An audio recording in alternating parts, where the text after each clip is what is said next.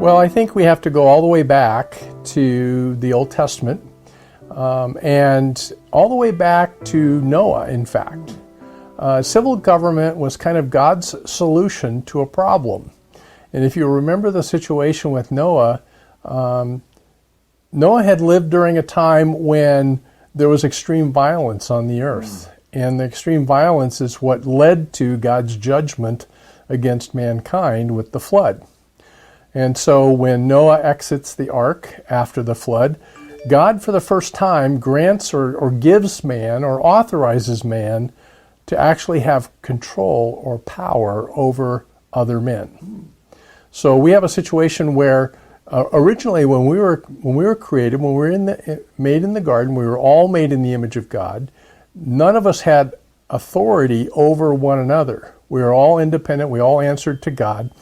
And that led to the extreme violence. There was no restraint. So when Noah exits the ark after the flood, God says, we're not going to do that again, basically.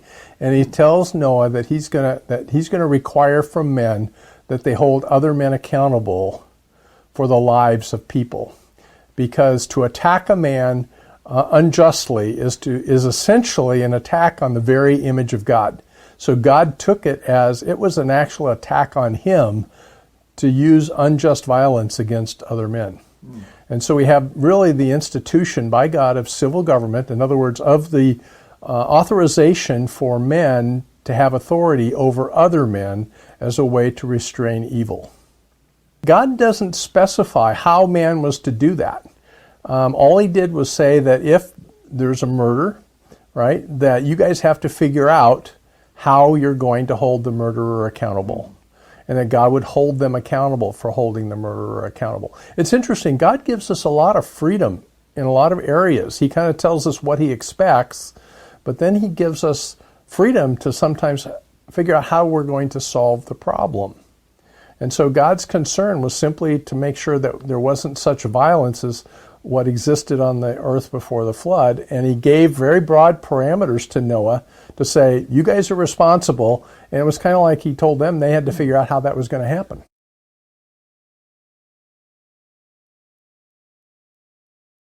The government is supposed to execute justice.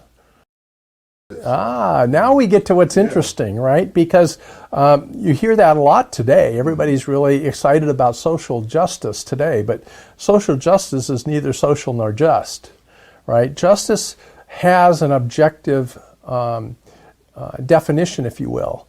And so justice is administering to people according to what they have done, not how they think, according to a righteous standard. So every government that's ever existed has always made laws according to what it has thought is just or right. And so ultimately, every government makes laws which are based upon what it understands or believes about who God is. Whether God is the God of the Old Testament and of the New Testament, or whether God is the state, or whether God is the intelligence of mankind, and therefore mankind gets to decide what's right and wrong and what's just and unjust. If we look at the law that God gave to Israel, there were things for which the government could act, but there were also laws that God put in place that the civil government did not have the authority to enforce. The example are the charitable laws. So let's look at, for example, the law that you were to tithe, right? The tithe was one of God's mechanisms for providing charity or welfare, right? But there were no penalties that the civil government or that men were to hold other men accountable for failing to give the tithe. So the tithe is not enforced by men. The tithe was actually ultimately enforced by God. We can go back to the book of Malachi, and God says, he comes to Israel and he says, you've robbed me. And they say, well, how do you mean? How have we robbed you? And he says, well, you've robbed me in tithes and offerings. And so God is the one who holds people accountable for some of these things. And so the way to look at it is, generally speaking, government's responsibility is to curb evil. It's not to require or to coerce men to do good.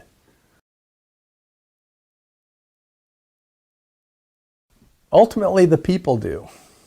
So what gets interesting about this is to consider, let's go back now and also talk about the structure of Israel in terms of its government. Because a lot of people say, well, the Bible doesn't say anything about what kind of government might be best.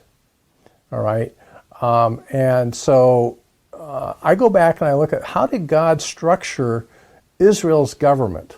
In other words, starting from the premise that God loved Israel, and therefore the law that God gave to Israel was an expression of God's love for them so that they would be blessed, so that God could bless them, and so that God would not be required to judge them, right? Then let's take a look at how he actually set it up. And so what we would do is we'd go all the way back to when Moses brings the Ten Commandments down from the mountain, from Mount Sinai.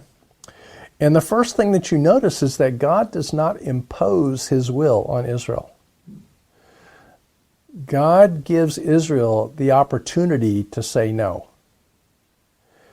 So when that law is given, the leaders of the nation of Israel agree, essentially vote, to accept those terms that God has offered to them.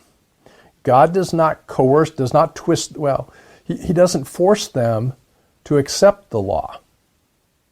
He says, if we're going to enter into this agreement, this God calls it, in Old Testament language, we call it a covenant. Today we would call it a constitution, right? And so if we're going to enter into this, both parties have to willingly enter into that contract.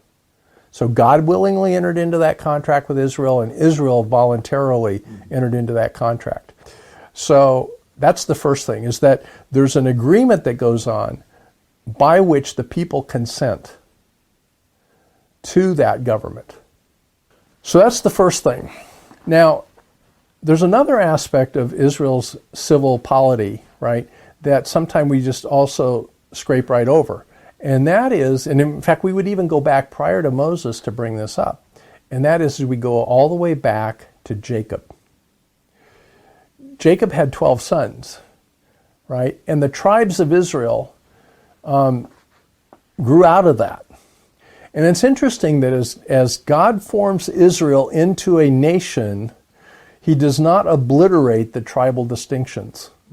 The tribes remain, even to the point that when they enter the land, the tribes are given specific geographic regions. And there are tribal elders. And so that tribal structure is carried forward into the nation. And so you can almost think of it as states. They have tribal states. And those tribal states each had their own elders. And so one of the other aspects of Israel's structure is that it's very localized. It's not just the tribes, but it gets localized down into groups of families of 10 families. Right? And once they move into the land, it's probably not so much family-based in that respect, but it's city-based. And so a lot of times in the law, the city elders, the city fathers, if you will, plural, so it's not one guy, plural, are responsible for what goes on in a city. So for example, if there's a dead body found out in the middle of the country somewhere, the two towns, or the town that's nearest to where the body's found, the city elders have a responsibility to deal with that collectively. So what we see in Israel's civil polity is we see a very localized civil polity, all the way down to the city. And then you have the tribe, and then you have the nation. And so you had in a sense, Israel was really, even though people say it's a theocracy, when they say that, they're not thinking it through, because what Israel really was politically was a theocratic republic. It was a federal republic because it was broken up into these tribal groups. Okay? And part of the restraint is the realization that we have a sinful nature, so what we want to do is we want to break up or distribute power. So we have a sinful nature, which means even the best king, so to speak, can go bad. In fact, there's lots of examples of this in Israel's history, where a king will start out good, and he'll devolve into someone who's not so good.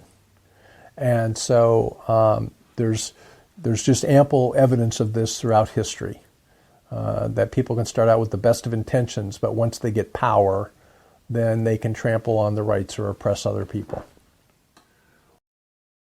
One of the things I guess I would say about that is that civil government has a responsibility to be a minister of God. Okay? To execute justice on the earth as God would execute justice. In fact, Paul calls the civil governor a minister of God. So it has a minister of God. It has to also operate with the correct understanding of what man is, and that man is fallen. And therefore, what we want to do is distribute power. So government has both a mandate from God to do justice. Government has to understand what justice is. And then in order to limit the power of government, we want to break it up as much as possible and distribute it.